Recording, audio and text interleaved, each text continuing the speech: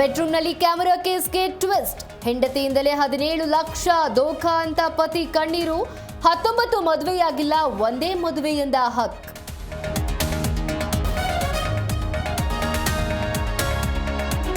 ಹಾಸನಾಂಬ ಜಾತ್ರಾ ಮಹೋತ್ಸವಕ್ಕೆ ದಿನಗಣನೆ. ಗುರುವಾರ ಮಧ್ಯಾಹ್ನ ದೇವಸ್ಥಾನ ಬಾಗಿಲು ಓಪನ್. ಹಾಸನ ಜಿಲ್ಲಾಡಳಿತದಿಂದ ಭಾರೀ ಸಿದ್ಧತೆ.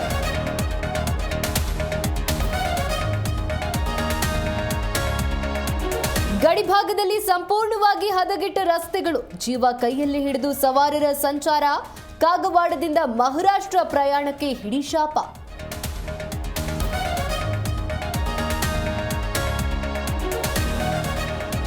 ಚುರುಕಾದ ಸಾಮಾಜಿಕ ಆರ್ಥಿಕ ಶೈಕ್ಷಣಿಕ ಸರ್ವೆ. ನಿನ್ನೆ ರಾಜ್ಯಾದ್ಯಂತ 9 ಲಕ್ಷಕ್ಕೂ ಅಧಿಕ ಮನೆಗಳ ಸಮೀಕ್ಷೆ. ಬೆಂಗಳೂರಿನಲ್ಲಿ ಇಂದು ನಡೆಯಲಿದೆ.